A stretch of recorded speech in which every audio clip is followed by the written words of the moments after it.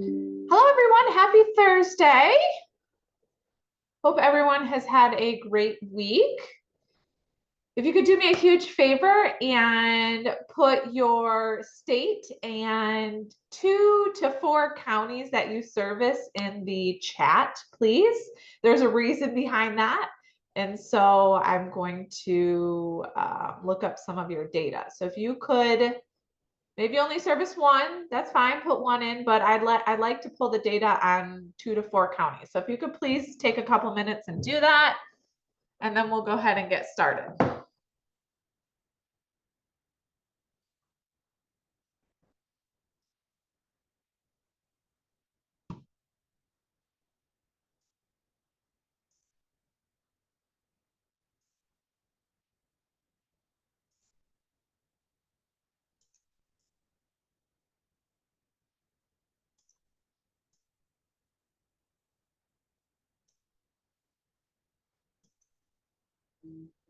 Hey, Kelly in California.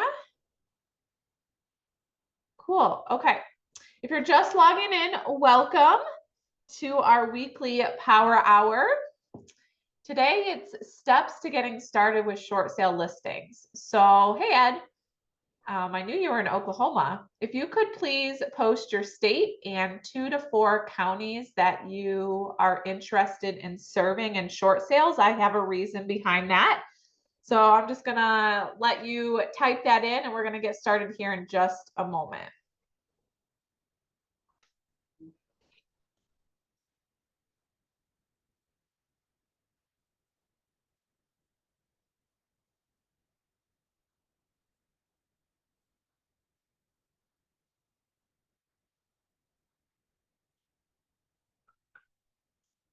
New York, welcome, Anne. Okay, if anyone else wants to put in their state and counties, but we're gonna go ahead and get started. I do have Kelly, Ed, and Anne's information. Oh, how do you, I hate pronouncing names wrong. Fabiana? Hopefully that's right. Ooh, Dallas. Yes, Dallas has a lot. Okay. Fabiana, perfect. All righty. We're gonna go ahead and get started.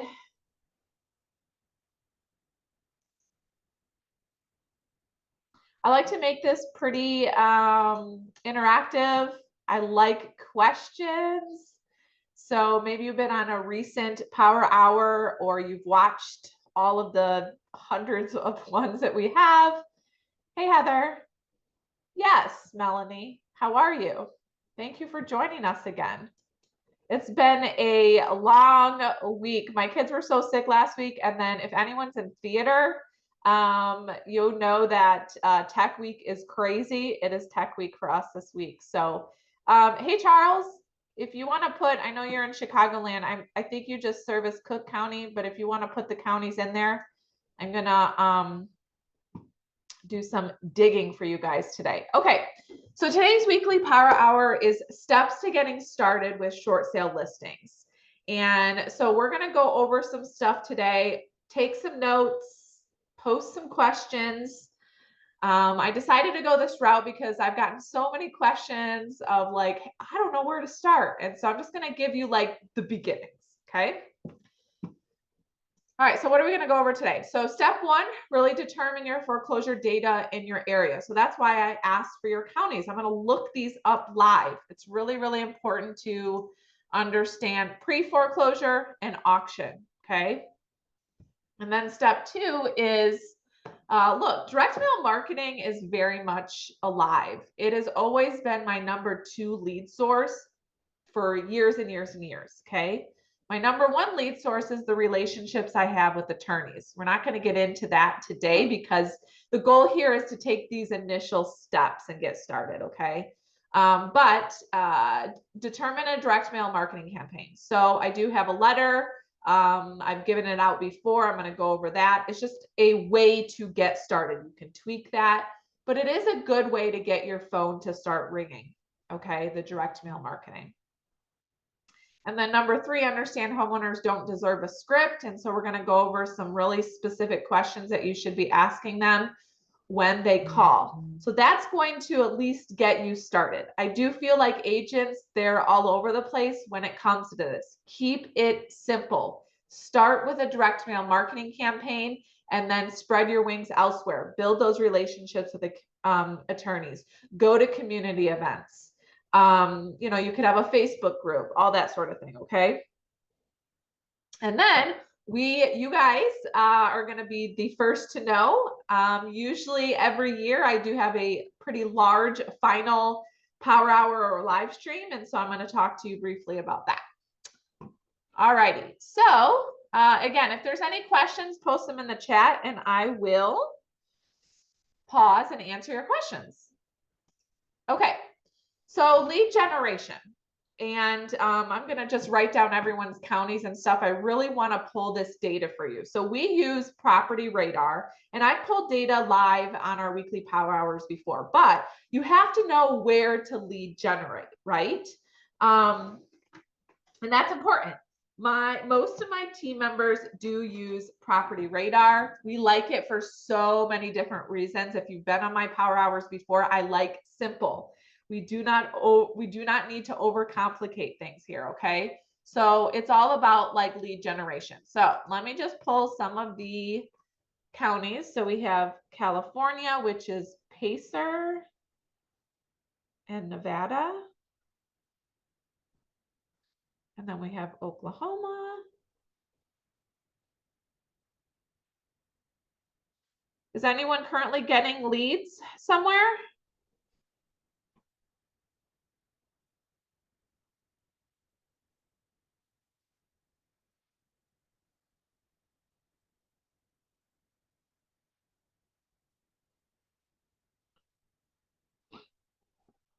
You can get a free trial period if you would like to Property Radar. If you're interested in that, I can post the link for you at the end. Just remind me.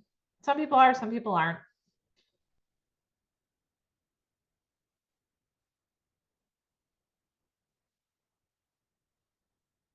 All right. Melanie, I think we pulled your data last week, but we're going to take another look at it. Fairfield and New Haven.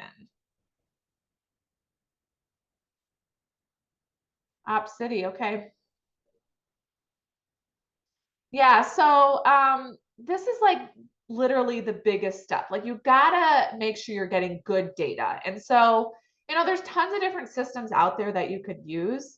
I've tested literally everything, okay? The goal here is to tell you guys what has worked for me. I'm still doing real estate. I'm still closing deals.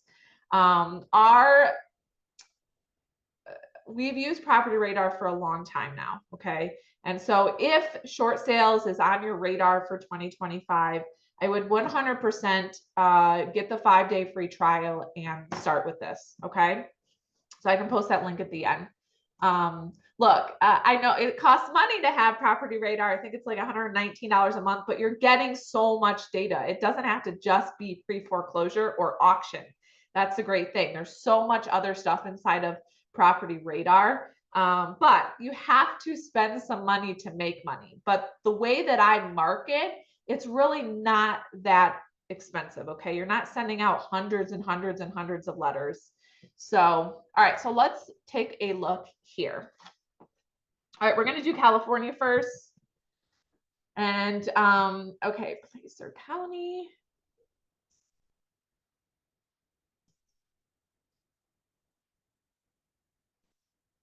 Okay, so this is like a small area. People always say, like, should I start with one county? Should I start with 3? Here in Chicagoland, at one point, I was working like 9 different counties. I don't necessarily market to all of those counties, but I will drive up to like an hour and a half, because the whole goal in what I teach in these power hours in my community is to get as much information up front, understand understand what's going on, and go to their property one time. You shouldn't have to go there more than once, okay? Everything else can be done at your home office or your office, wherever you work. All right. So let's first take a look at the pre-foreclosure. So, and I'm sorry, I didn't write down the names. So whoever was in California, I think it was Kelly, you have 168 families in just those two counties that are in a pre-foreclosure status. So I think, not sure if you're Liz Pendens or NOD. So whatever, that was filed, okay? Now, let's take a look at auction. 69 families. So actually those are higher numbers than what I thought, given, the smaller area for you. It's spread out, but if you saw originally, I think there was like less than 250,000 people. So I would determine if there's anyone else actually really doing short sales. Okay. Now, not all of these may be short sales. So let me give you an example. Yesterday, I closed on a property that came from my direct mail marketing, and she had an auction date scheduled for December 19th. She also had a pretty big issue with the HOAs, owed about 10,000 there. She made 115,000 on this. So we call those equity sales. So there's a lot of families out there that are struggling, but can sell as an equity sale. Okay. All right. So that is the California data. If there's questions, like I said, just post them. All right, let's take a look at Oklahoma.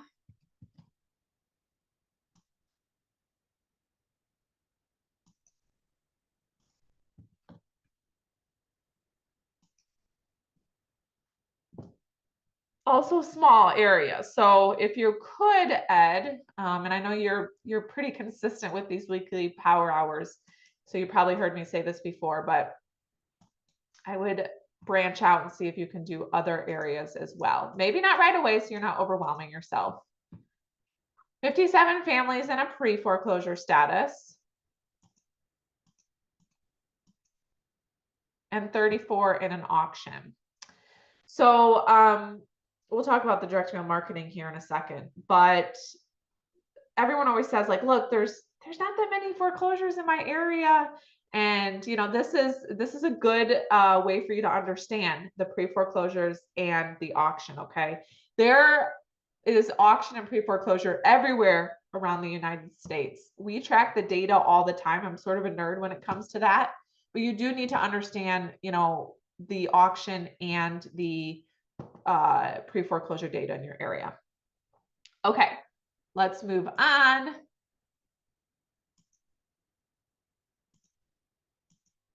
To New York.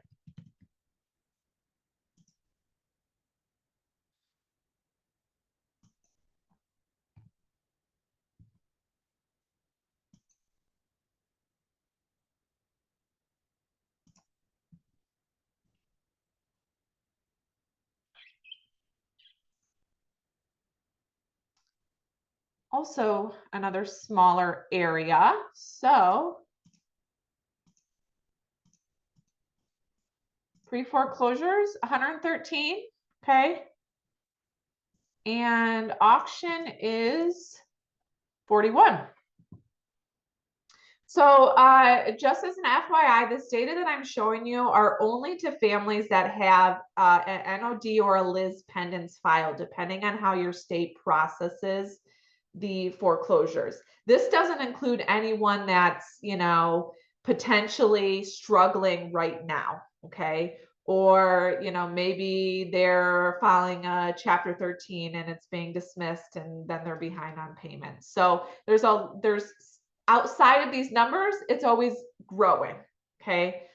This is only families that have had an NOD or Liz Pendens and started to move through the process. Okay, next up, Texas. You might need to sit down for this one, Fabiana. Numbers are always super big in that area.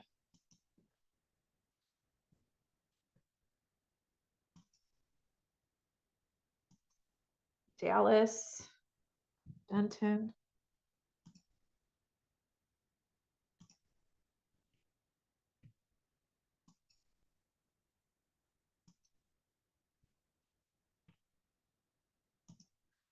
Okay.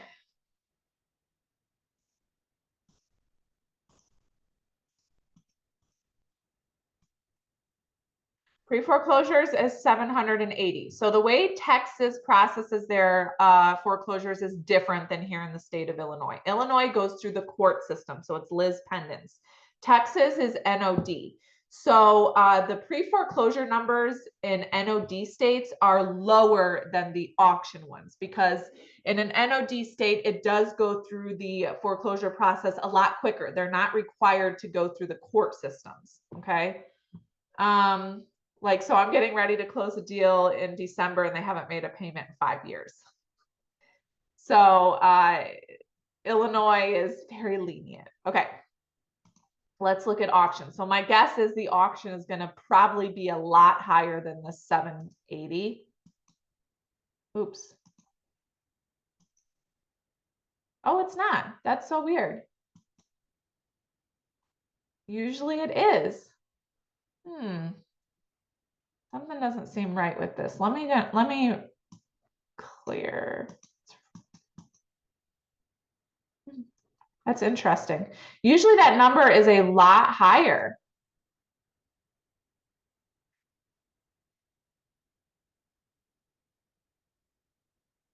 Interesting. Yeah, okay, so the total numbers for you then is 852. Pretty high number regardless. Okay. Let's see. I think there was some questions. Yeah, I know. There's a lot of families in that area. I think I get you confused with, maybe it's Austin. There's another area that's crazy numbers there. Anyways, okay, let's look at Connecticut. And I know, Melanie, we looked at these last week, but let's take another look anyways.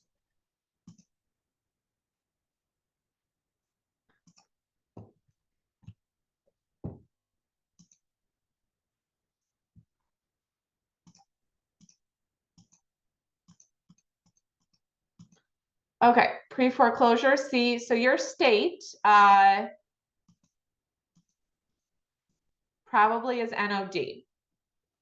Because look, there's 286 in auction status.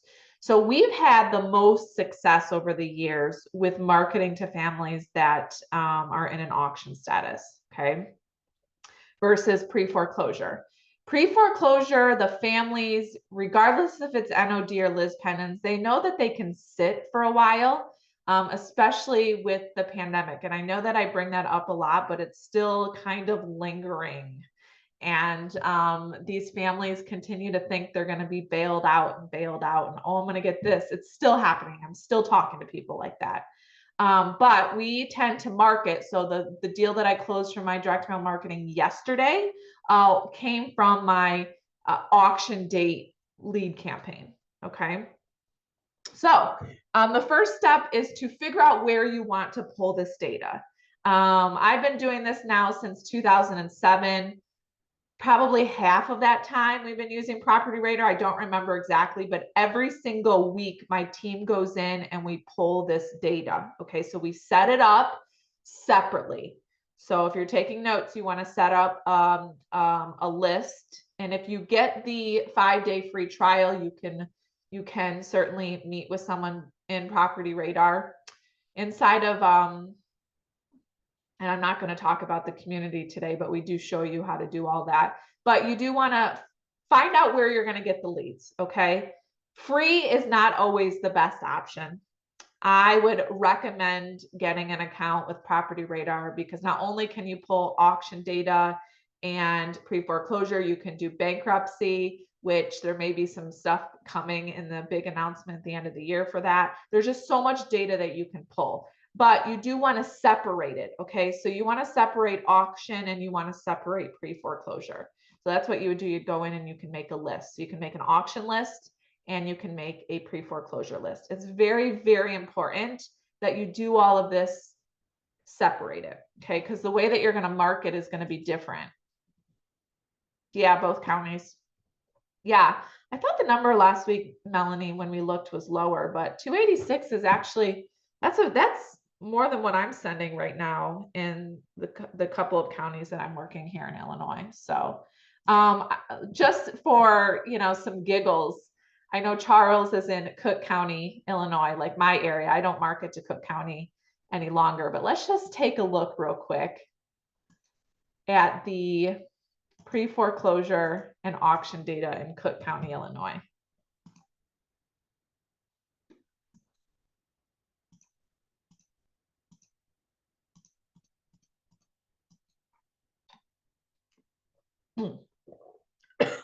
Excuse me. I haven't pulled that data in a while, so that's a very large number. Whew. Okay, let's take a look at auction. Usually the auction here is not as high because remember, good old Illinois goes through the courts. Still, a very, very high number. Obviously you guys can tell from me almost choking on my water. So, there's families across the country that are in pre-foreclosure that have these auctions. And so you just got to get in front of them. But the very first step, like I said, is figure out where you're going to get the data. Maybe another system will work for you. It doesn't, figure out what's best for you. But I have done a lot of trial and error over the years. And obviously I feel like Property Radar is the best. Okay, if you want the Property Radar link at the end, just comment and I will post it at the end. All right, so the next one is direct mail marketing. So I touched on this slightly. So once you set up the to list, so like for example, Melanie, we see that, well, we're not on hers anymore, but Melanie had 0 pre-foreclosure. So obviously I would not recommend her to customize her business, marketing to pre-foreclosures. There is none. That's why it's so important for you to understand, do you have pre-foreclosure? Do you have auction? If you have auction, and it's a good number, I would run with that. Okay. Because yes, it's a little bit more complicated, but they're at the end of the process. So they're probably more likely to do something with you now than during the pre-foreclosure. Okay. So once you figure that out, then you can move towards a direct mail marketing piece. You could create your own postcards. I would not send the postcards out as a postcard though. Okay. We want to help these families. We do not, a lot of them are, scared to talk about it. A lot of them don't want the public to know, even though it's public record. So if you do create a postcard and you're the type that, hey, I want to do my own marketing and do some trial and error, great. But don't send the postcard by itself. Put it inside an envelope and send it that way, okay? Because it's gonna be better that way. You do not want to get any bad calls like screaming at your face. Or you can send a letter. So I do, and you probably have seen this before. I have a letter that I used a while ago. Now we have since retired this letter because we have implemented other letters. And we've also implemented some postcards. But I do have this available. It is bright, it is colorful. It's 2 pages. Obviously, you would have to edit it to be your own. This particular letter is what we were sending to pre-foreclosures, but you could easily edit this to send to an auction date. If you were to edit it for an auction date family, I would put in here, now, okay, let's pause for a second. I'm going to give you a copy of this, but Google Drive is weird. So it looks distorted here, right? It is not. You got to download it into the Word. So in order to do that, you'll make a copy. I'll give you the link. You'll make a copy. You're going to go to File and you're going to go to Download. So let me just reshare my screen and show you that.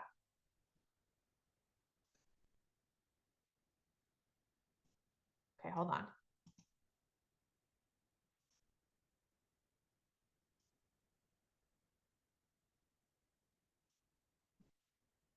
So until this year, I've always used a letter. Okay. I have a few letters that I've tested, done a lot of trial and error, got a lot of business from it, but we decided to change our approach a little bit. And we are sending currently postcards. Anyway, so here's the, see, it looks right, right? So you want to edit this. You know, you're not going to have this book, but you could certainly change it to any sort of graphic, okay? This is my logo. Some of you have a personal logo, some of you don't. This is my brokerage. If you have an auction date, then you want to put that on here, okay? You got to tell them that there's an auction date. Excuse me, because you'd be surprised. Some families don't even know that they have an auction on their property. It is just crazy. Or sometimes you'll get situations where the husband knows what's going on, but the wife doesn't know. It is a really scary, I usually say no to those because it's a hot mess. But we are seeing a lot of that. Okay. So you could just, you go in and I would not change this paragraph right here. This paragraph, I've done a lot of trial and error over the years, and I do feel like the words are really, really good and powerful. I mean, really the focus for me, and it should be for you, is on the family. It's not just about a commission. Yes, we all want to make money, but if you go at it with the empathy and compassion, it will lead to more business down the road for you. So you can go in and edit this letter. If you want to do a QR code of yourself, I added this, you know, when QR codes started to get popular. They weren't like that in 2007 when I started, but it's essentially just a video of me. I like for people to get to know who I am. I want them to put a face with a name and, you know, show them that I'm empathetic, that I want to help. You know, maybe they want to go towards a loan mod route. Okay, give them all of the options, learn those options, educate them. It may be a no right now, but that's where the follow-up comes in. We're not talking necessarily about follow-up today, but put them in your calendar and keep in touch with them. I've closed so many deals this year where it was a no for so long, and now it's not a no. Okay, so don't get discouraged by that. And then you could put in your own testimonials. If you have a Facebook page, definitely put all that. I guess my biggest thing with the letters or any marketing is make sure you're following the rules and regulations of your area. If you don't know those, then I would get with your managing broker so you understand them. I always say follow the rules so it doesn't bite you in the down the road. Okay. Any questions on that?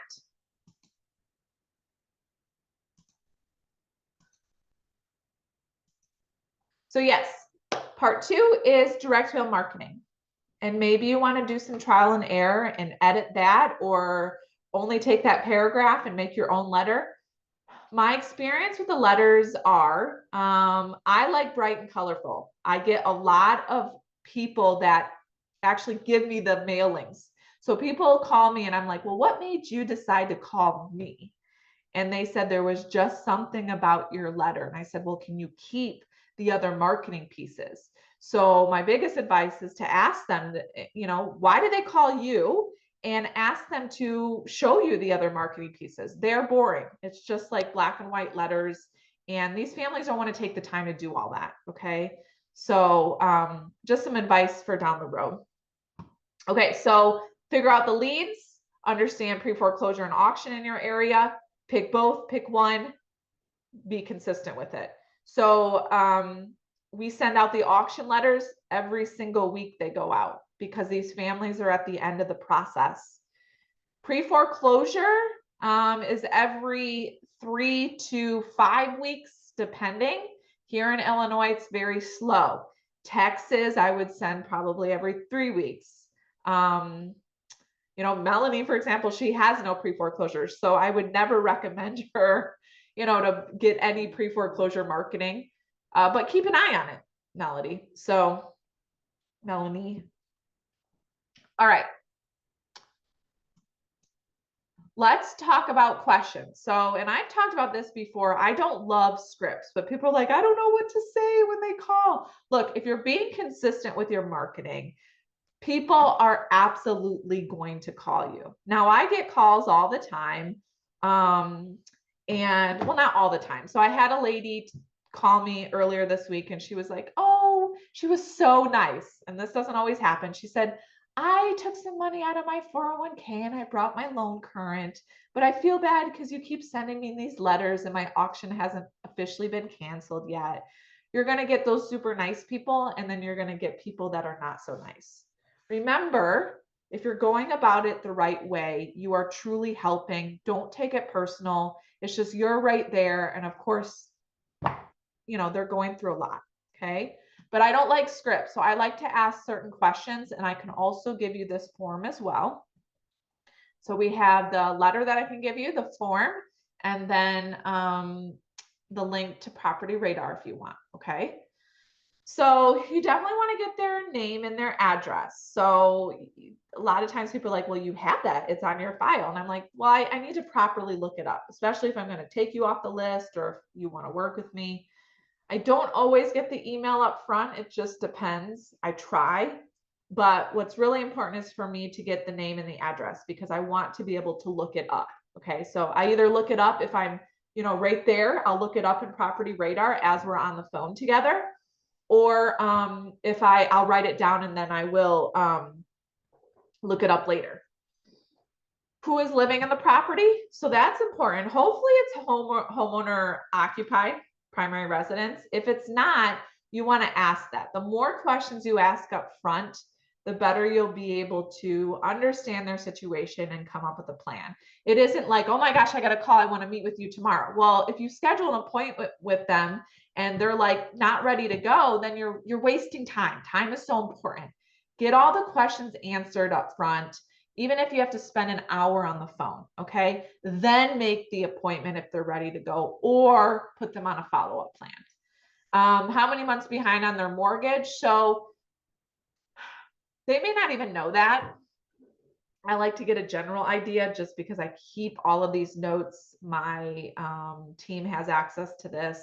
What's really important to understand is how many mortgages. So I have 2 short sales that are getting ready to close probably the beginning of December. Both of them have 2 mortgages.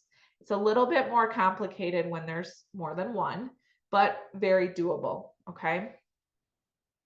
So who is a first mortgage? Well, I have one that's with Shell Point, and I have another one that's with BMO. And then the Shell Point one has a BMO for a second. And then the BMO first, actually, the second mortgage was charged off and is with a collection company called Realty. And so I have all of that contact information for everyone.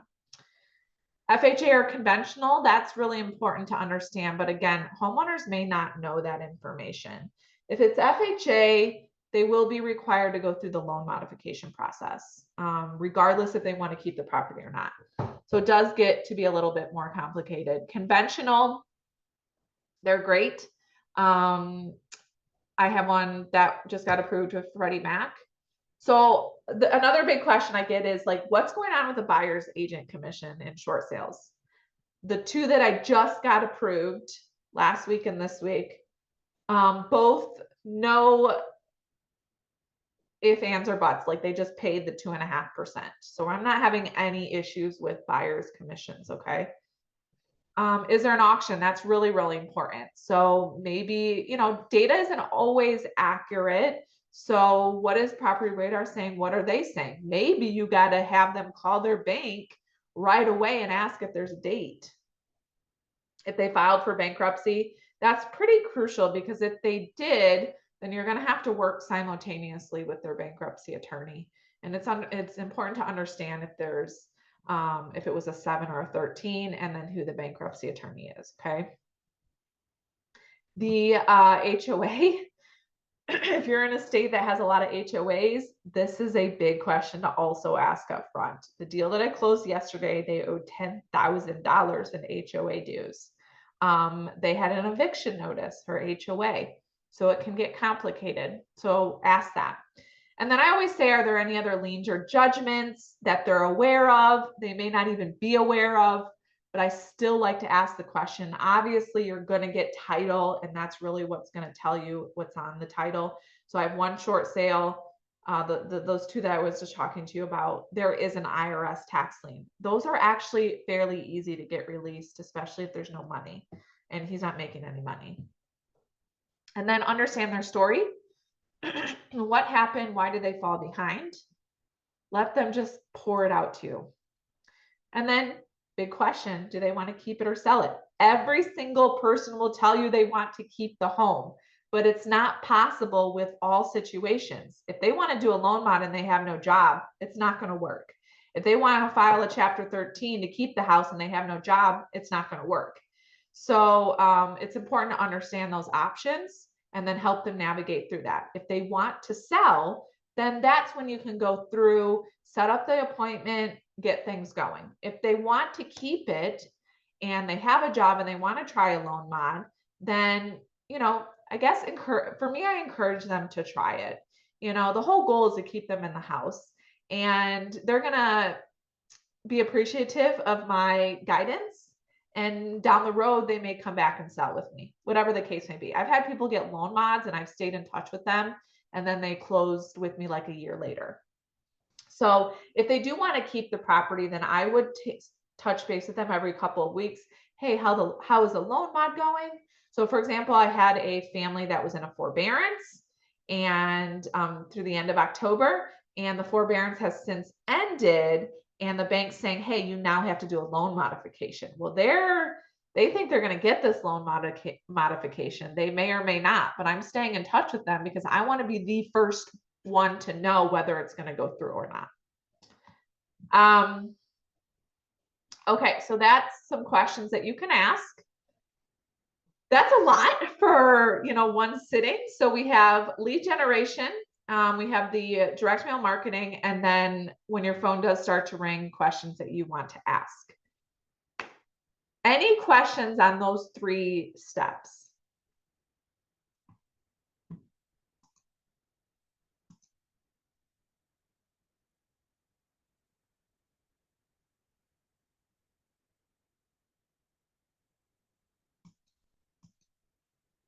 No? Okay.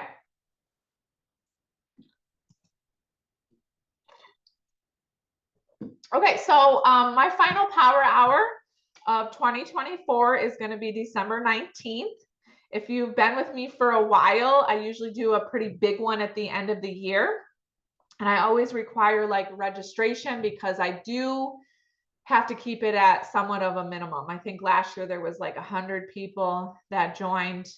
So registration is now open, and I'm going to give you that link. So essentially the final power hour is called Blueprint Bonanza, the short sale superstore.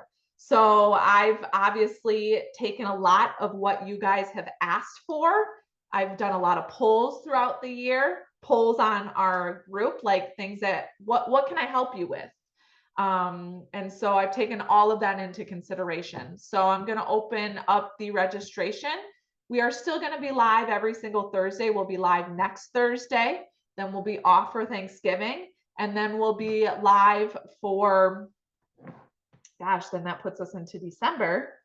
We'll be live on the 5th, the 12th, and then the 19th will be the last power hour of the year. And then we'll take some time off for the holidays and my family travels. And so highly recommend you take some time to be with family and friends. All right.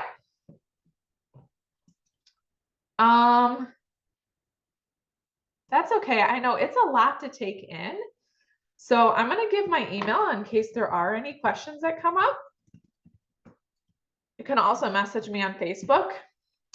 But let me give you the link for the last power hour of the year. And then does anyone want the, cool. You know, short sales, the niche is, it's really great for either new or veteran. It doesn't really matter. It's a really great way to help your community and give back, but also you can make, you know, a pretty good living doing it. All right, so there's a calendly.com link. Please register for that. Like I said, I do have to cap it because of Zoom. And I know last year's was pretty big, so I would register for that. Same time, December 19th, 11:30 a.m. Central, 12:30 p.m. Eastern. Let me post the intake and all that too.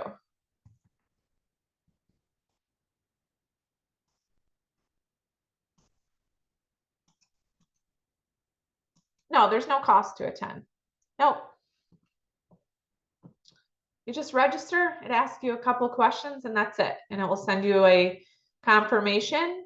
And none of my weekly power hours cost any money. The final one at the end of the year, no, does not cost anything to attend. But like I said, the whole point of the power hour is really to take everything that you guys have asked for into consideration. And I think you're really, really gonna love it. So awesome, Fabiana. Okay, so here is the short sale intake form. There's that.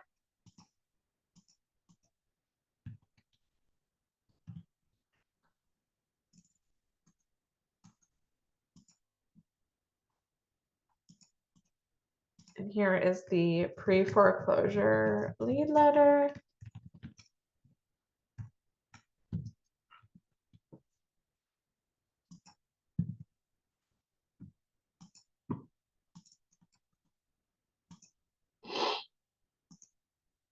And then here is Property Radar if you want to get that 5-day free trial to kind of test things out. There's that.